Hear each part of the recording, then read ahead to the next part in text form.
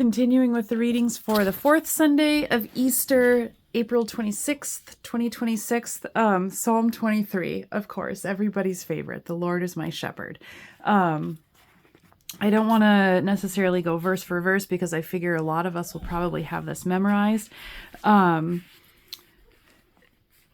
thing that I love about Psalm 23, God gave this to me a few years ago, is that it talks about God's presence. It talks about God's provision.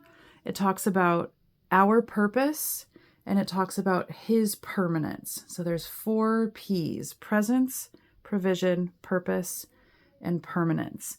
God is present with us. How is he present? He's like a shepherd.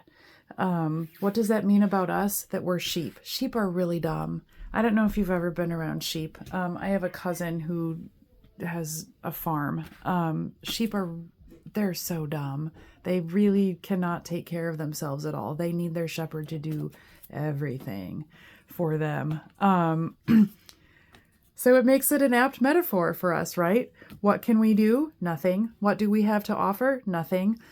Even biblical giants and heavyweights like Ezra and Ezekiel and Moses could not do anything that they were called to do without God, the Spirit, literally picking them up and doing the thing for them, in them, with them, and through them.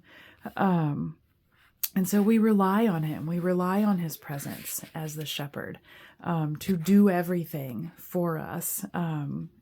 He knows that we are dust. And so his expectation is not that we will be in perfect obedience, but his expectation is that we will rely on him and call on him.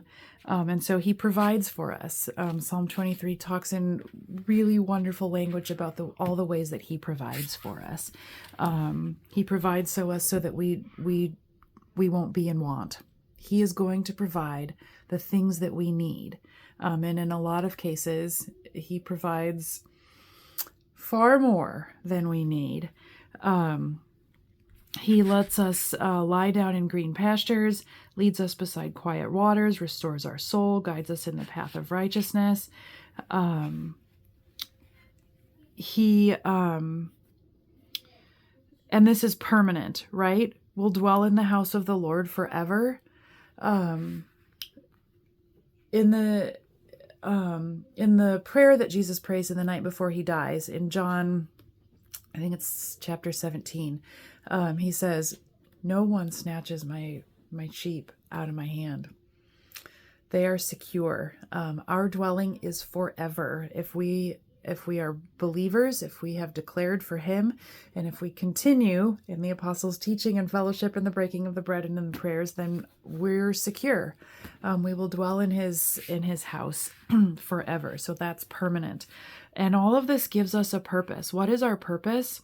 To be guided by him, to let him do everything for us, to lie down where he says to lie down, to be led wherever he wants to lead us, to be restored, to give our soul to him in such a way that he can restore it, that we don't go seeking after the things that we think are going to be best for us, that we let him do that work, that we walk in the paths of righteousness that he shows us, that we're not walking on the paths that we want to tread. Why? End of verse 3. For his name's sake. What's our purpose?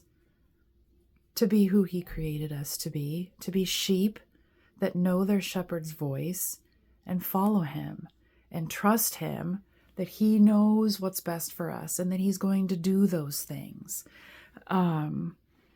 Even when stuff gets scary, when we walk through the shadow of death, when there is evil, it doesn't say, and he removes all the evil. It says, there's gonna be evil, but he's with us. That's the first P again, his presence. His rod and his staff. Do you know what a rod is for? It's to hit the sheep when they're being really stupid and doing something that's going to get them hurt. The staff can kind of gently guide them, and the rod is to hit them. not to kill them, not to crush them, but to be clear. No, sheep, you dummy, you don't know what's good for you. Get away from that. I think it's in Hebrews, he says, the writer of Hebrews says, and he disciplines those that he loves, and there is corrective. And so as his sheep, what's our purpose? It's to receive his discipline. It's to receive both the rod and the staff. The stuff that hurts when we're wandering off, either because we don't know better or because we choose. Well, I don't want to go over there. I don't like that green pasture. I don't like those still waters. I want to see what's over here.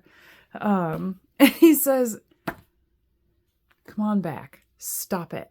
Oh, if you're not going to listen, then I'm going to make it hurt a little bit. We do this with our children. You need to not touch the stove. You need to not run in the street. You need to not put that in your mouth.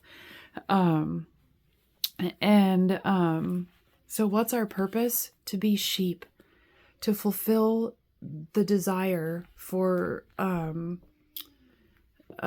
which he created us. Everything in creation fulfills its purpose just by having been created. Trees do tree stuff. Birds do bird stuff. Water does water stuff. Cats do cat stuff. We're the only part of his creation, because he gave us free will, that doesn't fulfill the end for which he created us. We wander, we go astray. We try to pick something that is completely opposite of what he wants for us. Psalm 23 reminds us we have a purpose, and it's to be what he created us to be, and that's obedient. And that allows us to go through evil, knowing that he's with us, not fearing. That allows us to go through the death of the people that we love, and to walk through that and not have it be the end of our lives. It allows us to be in the presence of our enemies, people who do not have our best interest in heart, and to spread a table for them, to say, hey, you and I don't really see eye to eye, but come over here. I've got something I want to share with you. Maybe that's how the church grows. That's hard, and there can be hard considerations with that, but maybe that's how the church grows. Our cup overflows. We have so much more than we ever could possibly be appropriately grateful for.